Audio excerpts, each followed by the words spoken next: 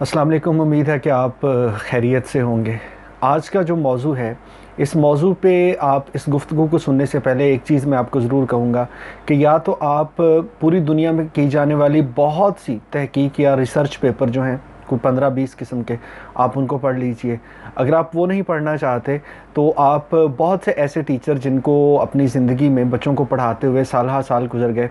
उनसे गुफ्तगू कर लीजिए, या तालीम और तरबियत के मौजू पे लिखी जाने वाली बहुत सी किताबें पढ़ लीजिए। और अगर आप समझते हैं कि ये सारे काम करने आपके लिए मुश्किल हैं, तो फिर अगले कुछ मिनट आप मेरी गुफ्तगू सुन लीजिए। मौजू है आज का बच्चों की तालीम और तरबियत। एक ऐसा मौजू जो कि आजकल के दौर में हम सब के ज़िंदगी के साथ जुड़ा हुआ है, और लोग इस बात को लेके बहुत ज़्यादा बहस भी करते हैं, बहुत ज़्यादा इस पे डिस्कशन होती है, और इसके बाद बहुत से लोगों के मुख्तलिफ़ पॉइंट ऑफ व्यू आते हैं। और इन सारी बातों के बाद यूँ कहूँ कि इस बात को लेके बहुत से लोग बहुत परेशान भी रहते हैं, तो शायद ये बात हकीकत होगी। तालीम और तरबियत कितनी अहम है, आजकल के बच्चों को तालीम मिल रही है या नहीं, या आजकल के बच्चों की तरबियत कैसी हो रही है, क्या आजकल के बच्चों की तालीम व तरबियत से आप बहसीयत उस्ताद या बहसीयत वालिद या वालिदैन की अगर बात करूं तो आप मुतमईन हैं या नहीं हैं। और इन सब के साथ साथ तालीम और तरबियत में से कौन सी चीज़ कितनी अहम है, ये वो सारी बातें हैं जिन पे मैं आपके साथ डिस्कस करना चाह रहा हूं। और यकीनन ये सारी गुफ्तगू एक एपिसोड में, एक चंक में मुश्किल होगा। इसके लिए एक छोटी सी सीरीज़ होगी जिसमें आज जो हमारी डिस्कशन है वो होगी कि तालीम और तरबियत जो है, इसमें स्कूल का किरदार क्या है, और अगर आप समझते हैं कि आपके बच्चे की तालीम और तरबियत में कोई कमी रह रही है तो इसमें कौन कसूरवार है और किसका कितना फ़र्ज़ है कि इसको इम्प्रूव किया जा सके। अच्छा, अब तालीम और तरबियत जो है, इसको समझने से पहले मैं आपको बड़ा फ्रैंक होकर बताऊं, जो मुझे लगता है कि आजकल के लोगों ने समझा हुआ है, बहसीयत वालिदैन मेजॉरिटी ये समझती है कि तालीम और तरबियत ऐसी है जैसे समोसे के साथ चटनी है, कि अगर हम अपने बच्चे को तालीम के लिए स्कूल भेज रहे हैं तो कोई बात नहीं, साथ में तरबियत तो हो ही रही होगी। जबकि इन दोनों में फ़र्क क्या है, और उन दिनों में किसी एक वक्त में ज़्यादा फोकस जो है स्कूल का वो तालीम पे होता है या तरबियत पे भी उतना ही फोकस होता है, ये ऐसी चीज़ है जिसको हम इग्नोर कर देते हैं। जैसे मैंने भी एग्जांपल दी ना आपको कि हमें लगता है कि यार तालीम के साथ तरबियत तो हो ही रही है, वेरएज़ ऐसा भी मुमकिन है कि हमारे बहुत से ऐसे तालीमी इदारे जो हैं वो बच्चों को तालीम तो दे रहे हैं, लेकिन शायद तरबियत पे उनका फोकस इतना नहीं है, या तरबियत पे वालिदैन का इतना फोकस नहीं है। एक बच्चा क्लास में कितने नंबर ले रहा है ये हम सब ज़रूर पूछते हैं। जब भी बच्चा घर आता है हम उससे ये ज़रूर पूछते हैं कि आज तुमने क्या काम किया, आज तुम्हें होमवर्क क्या मिला है, छुट्टियों का काम तुम क्या कर रहे हो, क्लास तुम अटेंड कर रहे हो, तुम्हारी अटेंडेंस अच्छी है या बुरी है। ये सारी चीज़ें तो हम उससे पूछते हैं, और कभी अगर उसके नंबर थोड़े से कम आए ना तो हम सीधा स्कूल जाके कहते हैं जी कि पिछली बार तो हमारे बच्चे के 80% मार्क्स थे, इस दफ़ा ये 75 या 70 पे क्यों आ गया। अब ये सारी की सारी बातें जो हैं ये फोकस कर रही हैं तालीम पे। अब इसके साथ साथ तरबियत कितनी हो रही है बच्चे की, ये शायद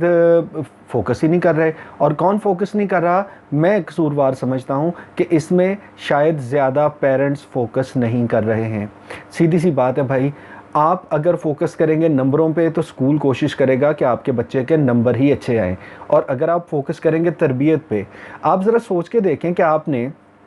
कितनी बार आज तक अपने बच्चे के स्कूल में जाके ये पूछा होगा कि क्या मेरा बच्चा झूठ तो नहीं बोलता, क्या मेरा बच्चा किसी के साथ बदतमीज़ी तो नहीं करता, क्या मेरा बच्चा जो है किसी के साथ बदजुबानी तो नहीं करता, क्या मेरा बच्चा जो है इसका ड्रेस बिल्कुल ठीक होता है, क्या ये साफ़ सुथरा होकर स्कूल आता है, ये आपके साथ बिहेव कैसे करता है। ये वो सारी चीज़ें हैं जो शायद उसकी पर्सनैलिटी में इम्प्रूव करने के लिए ज़रूरी हैं। लेकिन बहसीयत वालिदैन अगर बात करूँ, मैं एज अ पेरेंट बात करूँ, तो मैं भी जाके शायद ये पूछूंगा जी कि मेरा बच्चा जो है ज़रा बताइए कि इसके पिछले असेसमेंट में कितने नंबर थे, इसका जो पिछला इम्तहान हुआ उसमें इसके कितने नंबर थे, इसका कोर्स वर्क कितना मुकम्मल हो गया है। जब सारे का सारा फोकस हमारा सिर्फ हो जाएगा एजुकेशन पे, और तालीम पे फोकस है तो तरबियत जो है वो कहीं ना कहीं निगलेक्ट हो रही होती है। अब इसमें आप मेरी राय से इख्तलाफ कर सकते हैं, लेकिन एक एक जो तशवीश मुझे है, जो मैंने देखा है अपने 20-22 साल के टीचिंग कैरियर में, कि आजकल के दौर में पढ़ाई जाती हैं दुनिया जहान की थ्योरीज, हमें कहा जाता है जैसे स्किनर है, पेवलोव है,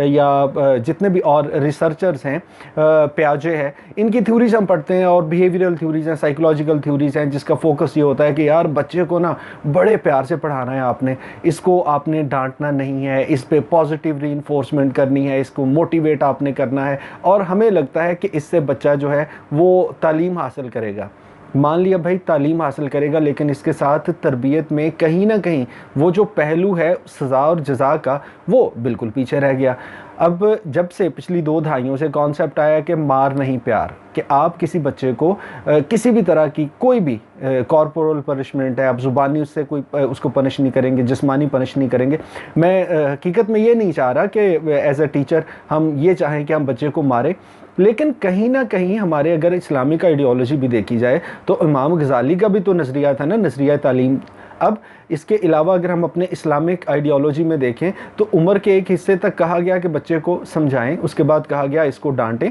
और उसके बाद कहा गया कि अगर ये फिर भी ये बात नहीं मानता तो उसकी तरबियत के लिए इसको मुनासिब हद तक सज़ा भी दी जा सकती है। अब हमने उस थ्योरी को जब छोड़ा तो हमें लगा कि नहीं यार, बच्चों को बस प्यार से ही कहेंगे तो हर चीज़ की तरबियत ठीक हो जाएगी, उससे भी बहुत नुकसान हुआ। आप मेरी बात से फिर मैं माज़रत चाहूँगा, अगर आपको ये बात बुरी लगे आप इख्तलाफ कर सकते हैं, और मुझे आपकी राय का भी इंतज़ार रहेगा। लेकिन भाई सीधी बात है, पूरी दुनिया में आज का लॉकडाउन चल रहा है। अगर आपको लगता है कि नहीं, वो स्किनर, प्याजे, पेवलोव और वो दुनिया जहान के रिसर्चर जो कहते थे कि तालीम और तरबियत सिर्फ प्यार से हो सकती है, तो भाई फिर आप एक गवर्नमेंट ऐलान कर दे कि कल से कोई सड़क पे नहीं निकलेगा, लॉकडाउन है। तो फिर क्या ज़रूरत पड़ती है कि हम ढेर सारी जो फोर्सेस हैं उनको हर चौक में खड़ा करते हैं, उनके हाथ में डंडे पकड़ाते हैं, हम आवाम को जो है वो जुर्माने करते हैं, उनको मुख्तलिफ़ किस्म के जो कवानीन हैं उन पे नाफिज किए जाते हैं, और उनको भरपूर तरीके से सज़ा देने की कोशिश की जाती है, या सज़ा का डर उनके दिल में पैदा किया जाता है कि अगर आपने ये बात ना मानी तो आपको सज़ा भी मिलेगी। इसका मतलब है कि अगर इतनी ये पावरफुल थ्योरीज हो कि नहीं भाई सिर्फ आप प्यार से किसी को कह सकते हैं, तो छोटे तो छोटे आप बड़ों को समझा के दिखाएं। और ना सिर्फ ये पाकिस्तान या ना सिर्फ बरसगीर, बल्कि पूरी दुनिया में, चाहे आप यूरोप में चले जाएं, अमेरिका में चले जाएं, रशिया में चले जाएं, पूरी दुनिया में जहाँ जहाँ पे भी आजकल लॉकडाउन हो रहा है, उसके साथ में भरपूर तरीके से उनकी जो फोर्सेस हैं उनको इसको फोर्स करके लोगों को समझाना पड़ रहा है, लोगों को मारना पड़ रहा है, लोगों को जुर्माने करने पड़ रहे हैं। और उसकी वजह क्या है? क्योंकि हमेशा सिर्फ कहने से कि भाई प्यार से आप कह देंगे तो तरबियत हो जाएगी, होती नहीं है। पाकिस्तान में अगर एग्जांपल लें तो जितने भी मिलिट्री इंस्टीट्यूट्स हैं उनको बेस्ट समझा जाता है, और मैं अगर कभी समझूं कि लोग अपने बच्चों को वहाँ पे किसी एयरफोर्स में, नेवी में या आर्म्ड फोर्सेस में क्यों भेजते हैं, क्योंकि उनको लगता है कि यार यहाँ पे तालीम तो होगी, साथ में डिग्री तो होती रहेगी, बट बच्चे की तरबियत बहुत अच्छी होगी। सो तालीम और तरबियत जो है उसमें पहले ये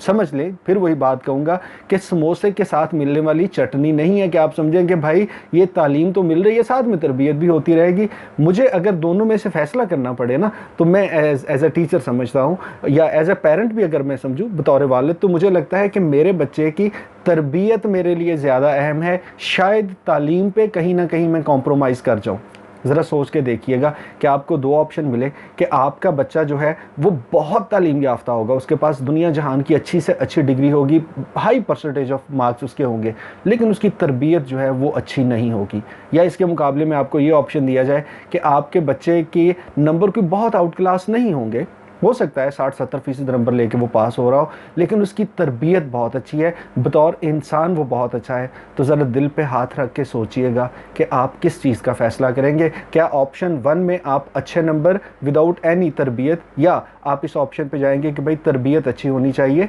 बच्चा जो है उसको एक अच्छा इंसान होना चाहिए। हाँ, अगर उसके मार्क्स कम भी आ रहे हैं, अगर उसकी तालीम कुछ कम भी है, तो उस पर हम सेक्रीफाइस कर सकते हैं। मैं इसकी एक आखिरी एग्जांपल दे दूं, वही समोसे और चटनी वाली बात, कि अगर कोई आपको समोसा देता है साथ चटनी नहीं है तो शायद गुजारा हो जाए, लेकिन अगर आप समोसा नहीं ले रहे, सिर्फ चटनी लेके कहेंगे मेरा पेट भर जाएगा, तो भाई ऐसा नहीं होगा। सिर्फ तालीम से आपका बच्चा एक प्रोडक्टिव ह्यूमन बीइंग नहीं बनेगा जब तक कि उसकी तरबियत अच्छी नहीं होगी। अब बात आई कि तालीम और तरबियत में कौन सी चीज़ जो है उसमें हम कसूरवार हैं, बहैसियत पेरेंट मेरा क्या रोल होगा, और मेरे बच्चे का जो उस्ताद है उसकी ज़िम्मेदारी कितनी है, स्कूल कितना ज़िम्मेदार हो सकता है, या उसके वालिदैन, उसका घर कितना ज़िम्मेदार हो सकता है। इस पे हम आपसे बात करेंगे अगले एपिसोड में। आप अपनी राय का इजहार ज़रूर कीजिएगा। मैं चाहता हूँ कि ये वो आज का ऐसा मौजू जिस पे